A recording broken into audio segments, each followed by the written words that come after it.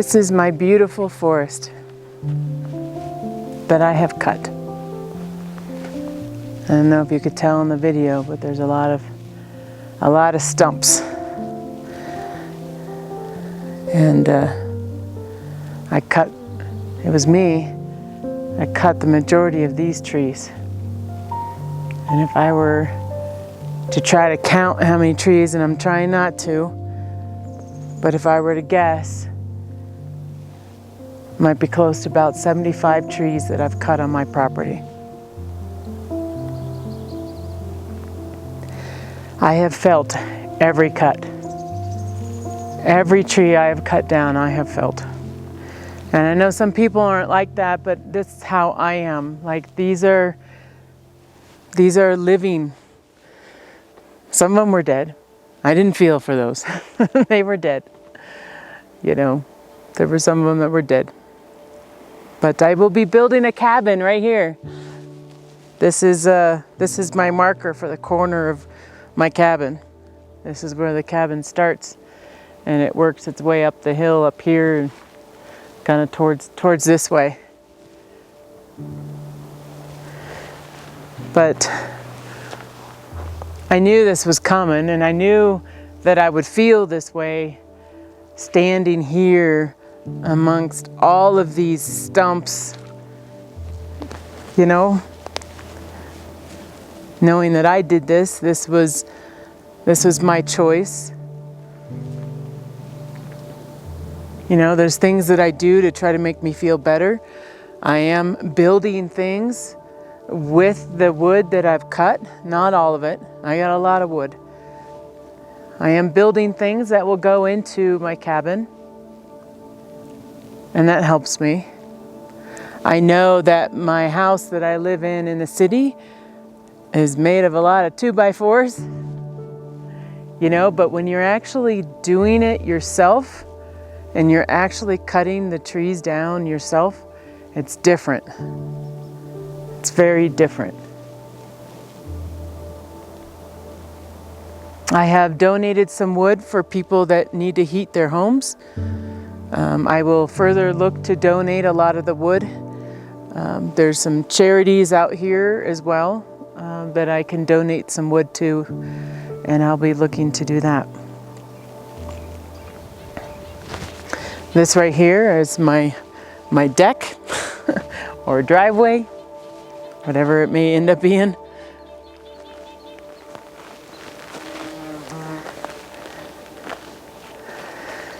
Oh, do you see all the butterflies? It's just beautiful. The butterflies are really liking my cut trees. So, what is this video about? What am I videoing about today? Well, a long time ago, I don't know how long a time ago it was. I think it was early last year. I planted some trees, and it was a test to see if I could give life back to my forest. And we are going to go check on those trees and see how they did in their first winter here at Spirit Forest. They were under the snow the majority of the time. I was out here in the winter and I tried to find them, and I was not able to find them because they were under the snow. The snow here gets to about here. That's where the snow ends up getting to in the wintertime. So we're going to climb up. I have it in set spots up here in my hill. These spots where I started them from just a little like sapling that you can get online. You can buy these online. These are blue spruces is what I bought. I have not tested out planting aspen.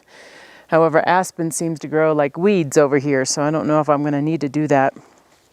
But the spruce takes a little bit longer to grow, and so those are the ones I'm wanting to give back to my forest. And to be honest, the majority of the trees that I cut that were live were spruce. So let's go for a little hike.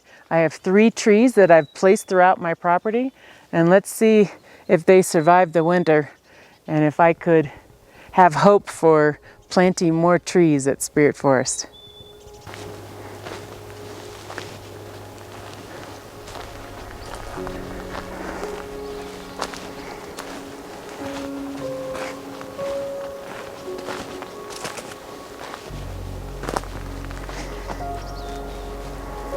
Okay, here it is. You see it? It's kind of like glowing in the sun. My little baby spruce. This is my first one. This was the most healthy one that I planted. I'll be watering it while I'm here as well. It does have some, and I'm going to give you a close-up here too. It does have some nice new growth to it. You have to remember I have no water on my property today, so there's no way for me to provide water to them unless I bring it up in gallons of water, and I will be doing that to help out these little trees. Again, it's my experiment to see if I can keep these guys alive. It did just rain 2 days ago, but seems to be doing okay.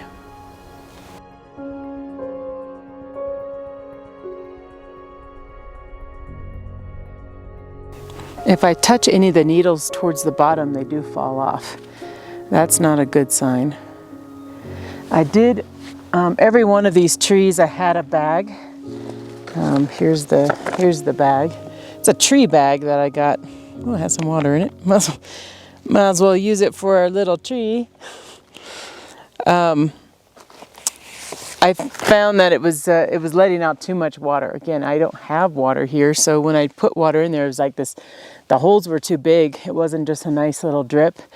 It was rushing out, so I had to put duct tape on some of the holes to try to keep, because it would be out of the bag would be empty within like a couple hours, and the ground would be soaked, which is good, but I wanted it to like water it for a week, while I was gone. I think what I'll do is I'll just still keep it by the tree, and so when it rains, hopefully it will kind of run off and go into the tree. That has worked for me as well too. I don't have enough water with me today to fill any of these bags. It's a haul from where I have my car. Don't leave the tree alone. Go on, buddy. Come on. Go on. Go on. Go. Go. Go. Go. No, the other way. Go. Go. There you go. You watch him. He'll just pee right on the tree. He's like, I'll water it for you. That is Rocky, my Rottweiler, my big baby. Okay, so we have 2 more trees to check out, so let's go to those other trees.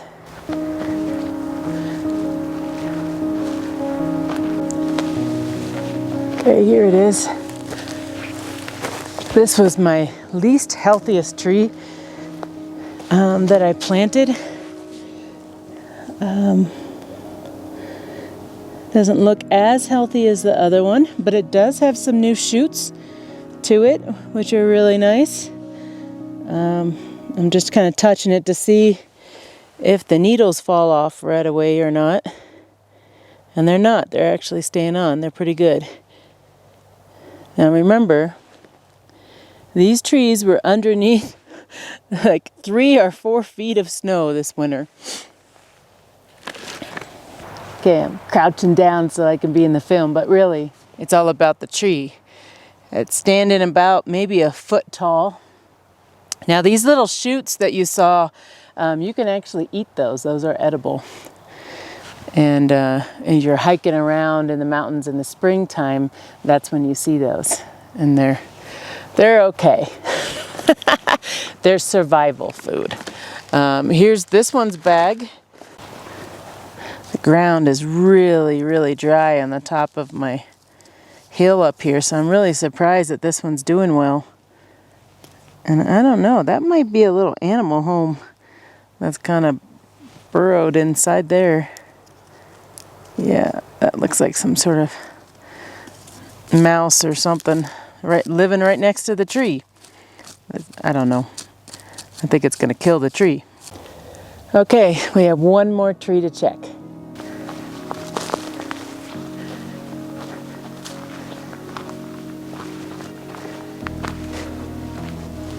Okay, here it is, kind of nestled in this spot over here. Now I'm towards the top of my property, And I wanted to see, the top of my property seems to have a little struggle growing trees, because it is, the further up you go on my property, the more dry it gets. And so this one, it was healthier than the last one we saw, but it wasn't as healthy as the first one. So let's take a look at this one.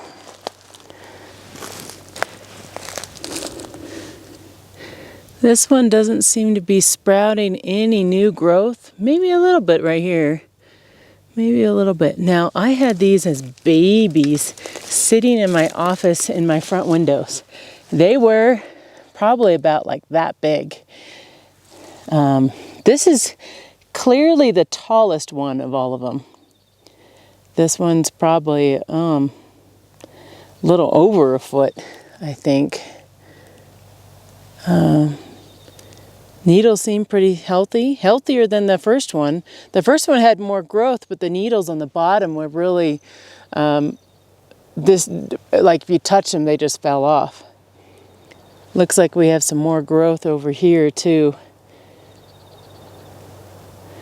But it's not sprouting as much, but it seems okay. Now it's windy up here.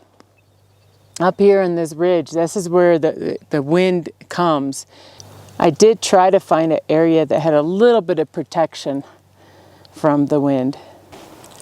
This one's stem does seem to be a bit thicker as well, which I think is really good.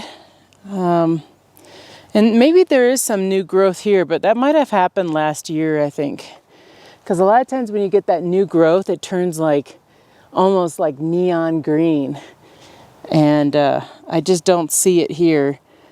But it's definitely not dying, which is what I was looking for. So it's not dying. Now, this up here, I did create kind of a little pool so that if water were coming off this hill, I put these sticks on top of this green. So when it's raining, it would come off here and then into this little kind of pool area. Because again, up here it is super dry. It's just another experiment that I was trying. It is supposed to rain tomorrow. It does feel a little damp here, a lot better than the last one. So we'll just keep checking it throughout the year and see how it's doing. It might have a big growth spurt this year.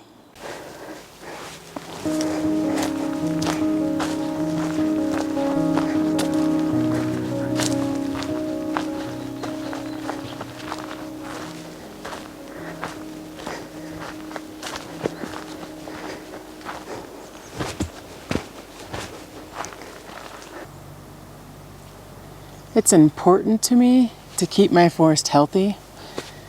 I know that there's certain things that have to be done, like if you look behind me here, there's a lot of the dense trees here, dense forest. Trees are growing right next to each other. In fact, let me just grab my camera really fast. I have one sitting right here. I'm gonna turn it. You see how they're growing right next to each other. And so they fight for sun because they're growing right on top of each other. So there is some maintenance that I need to do here so that my trees will survive. It's just hard on me to cut like any tree down, even if I know that they're competing against light and nutrients in the soil and stuff like that. I know what I need to do. It's tough, you know, and I know that I've cut close to 75 trees down, and my forest is already pretty dense. And you could see as I walk around, I have a lot of dead trees too. And these dead trees are falling, and they're falling on top of these live trees, and they're killing them. So part of my goal as I take care of my land is to get a lot of these dead trees down first, and then I can assess the live trees and which ones need to be cut and which areas that I can plant and grow more trees, you know, because I do have some spaces where I can grow more trees, and I want to do that. And I want to grow both aspen and spruce. I think it would be great. There's also another type of tree here that is growing. I don't have a lot of it. It's more of like a pine. I'm not sure exactly what kind. It's a nice straight tree, not like my aspens.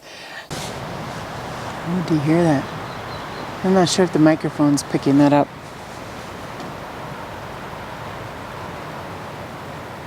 I love hearing the wind go through the trees. You know, I've looked on YouTube for like sleeping videos and stuff, and I'm like, I want one for like Colorado. I want that sound. I want to be able to record that sound and have that kind of a feeling. One of these days I'm going to do that. I'm going to record the wind, because that to me sounds like Colorado and the mountains. This is really cool. That just happened, so I wanted to share it with you. I heard it come from the ridge over there. I knew it was coming. I'm like, oh, it's coming. Oh. There's a lot of work to be done here. You got some free time? You want to help me with my trees? It's a lot of work. This is a lot of work. This will take years to make this forest healthy. And if a fire were to go through it, hopefully it would survive some of it. I have a lot of down trees. A lot of down trees. There was a virus that came out within my aspens. I was talking to a neighbor, and it killed a lot of the aspens in this area. It just kind of wiped them out. And that's why you see so many down trees in my forest, and most of them are aspen. And I do have some standing dead aspen as well, really large ones. A little scary if you think of them falling. The wind here at Spirit Forest is not as strong as other areas, so it's not knocking down these dead trees, and I have to take them down with a chainsaw.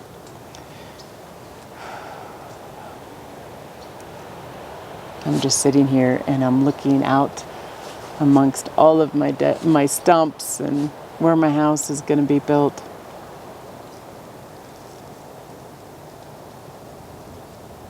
I will take care of this forest. I know me. I will. I'm going to need some help, but I'll take care of it. These trees are home for a lot of animals, birds. They offer shelter for the deer. The deer come in here and they hide in my trees area.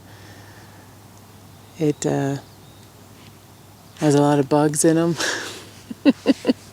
that gives the birds food. There's a lot of birds here lately, and I've just been watching them fly from one tree to another and grabbing whatever bug they can find.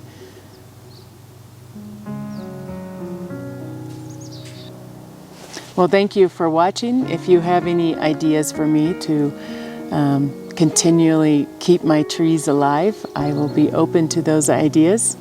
And I will see you on my next video. Thanks for joining. Bye-bye.